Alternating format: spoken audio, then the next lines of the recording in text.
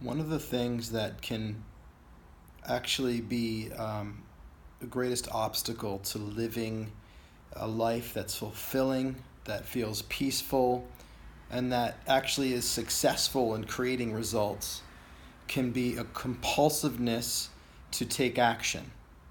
Normally, I'm talking about how we can actually create and generate action, but I actually want to talk about a situation in which a compulsive doing, a compulsive action taking can really be an obstacle to what we actually and really want.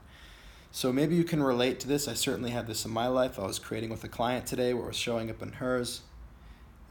There's a certain way of getting stuff done on a to-do list or a task list, whether it's on paper or in your head, that is done with an energy of, I just have to get this done. If I just get this done first, then I can get on with the other things that I really want to do. Sometimes people even talk about this idea of like eat the frog first, like do the one thing that you really don't want to do first, just get it out of the way.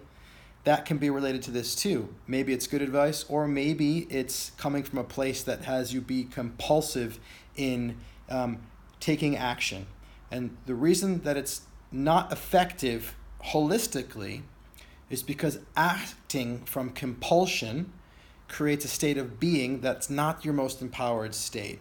It's actually a situation in which, because what's actually going on internally when you're acting compulsively, I got to do this, I got to get this done, then I can get to the things I want to do, is you're living inside of a context inside your mind which says you are good if you do this and you're bad if you don't. So you're being driven in your actions and your behaviors from an internal state of judgment for the idea that if you didn't do that, you'd not be a good person. And so it's a small scale, but it's if you're doing this compulsively often, then you're living with this kind of background anxiety to get shit done.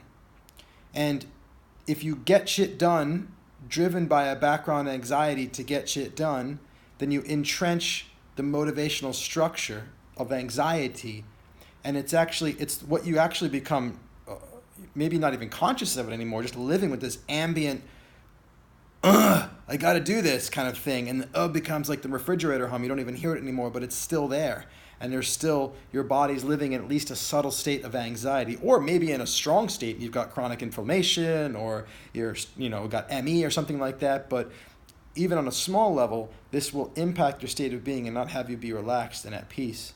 And so I'm always looking for, where is my action coming from this fear that if I didn't do it, I wouldn't be good and I wouldn't be okay.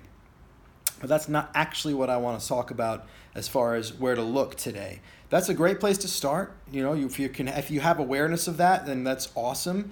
And you absolutely want to free yourself from that, forgive yourself from the judgment that you wouldn't be a good person if you didn't do this. And maybe that can help you off the hook of the drive of having to do it for that reason. And maybe you just walk away from that task or do it later. It's better to not, for me, I'd always rather not do something from compulsion than get it done. Because for me, it's way more important that I'm in a free state of being than I get any shit done out there, because my life is now. That's my necklace right here, now, Chinese symbol for now. That's like the most important thing because it's the only thing that's real. But besides, sometimes trying to let yourself off the hook and say, don't worry, I'm not bad if I don't do this, you might not believe it. And you might still feel compelled, even with the awareness. So what I want to do today in this video is share with you another way in to the structure so that it can loosen its grip on you. And the other way into this structure, this idea, that drives you with compulsion to do actions in a way that's not fun or fulfilling or free, is to look for that moment that you finish the thing that you were compelled to do. Because here's what happens. I'm bad if I don't do this, and so let me get it done, and I do it, and when I finish, there's a little moment of relief and reward and relaxation, and there's something that you say to yourself. Maybe it's as simple of like, done, or it's like, well, at least I got that out of the way, and it's this little self-congratulatory pat on the back, and it's a little ego boost, and it's actually a justification. It's actually a little self-judgment in the affirming, in the positive, but it's a reaction to the idea that I wouldn't be good unless I had done this. And anytime you're self-congratulating in a way that's a reaction to the fear of not being that, you're actually upholding the entire structure that creates the compulsion and that fear drive in the first place. And so the first thing you want to do is start to become aware of what is my response internally, just beneath that surface of consciousness, of awareness, when I finish something that I felt compelled to do, that I had to do, that I just needed to get out of the way.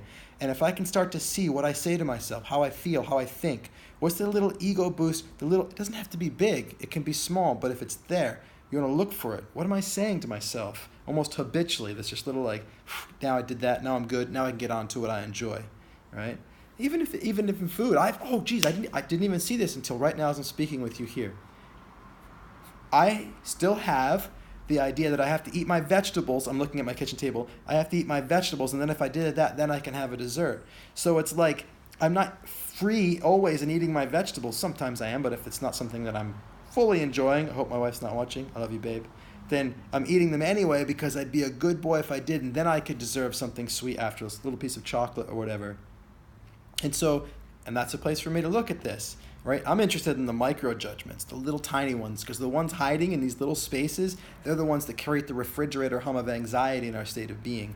And so where am I congratulating myself or telling myself I did a good job? Here's the thing. You want to stop doing a good job.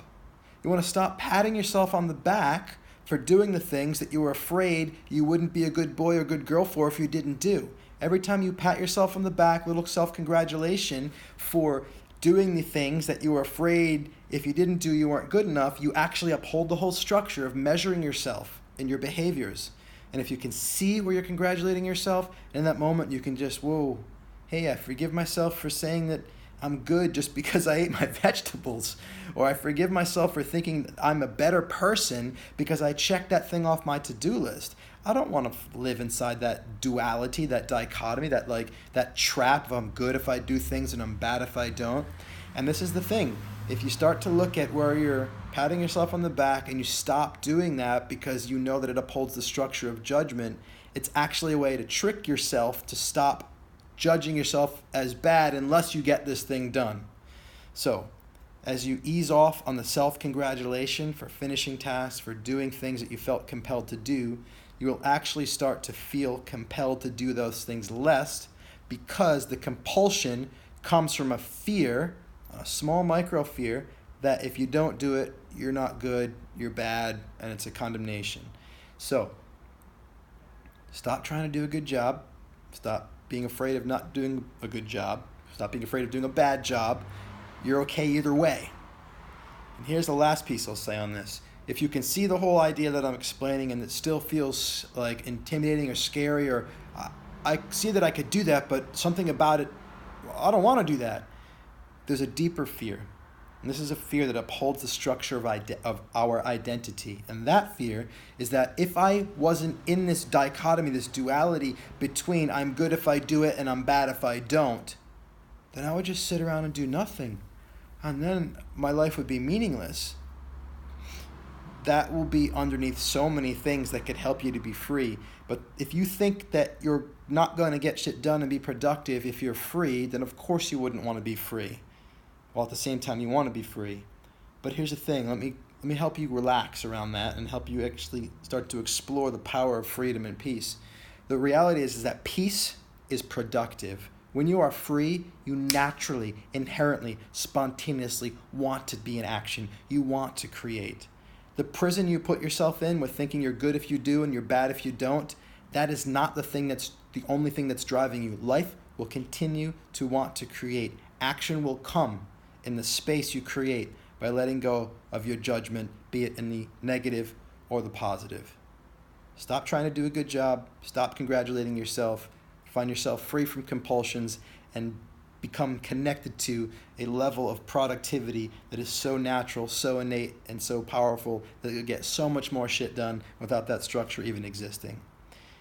My name is John Patrick Morgan, and I am so grateful that you're here watching this video. Today is the perfect day for you to create who you are. You're loved. You're powerful. I'm loving you for your being here. And if you're not part of my creating community, I would love to invite you to be part of that. Find the link somewhere on here, click it, read about it, join us. It's the best place for me to help you create everything in your world that you would love through doing only what you would love. If that sounds impossible, then come talk to me. Much love. Bye for now. Talk to you soon.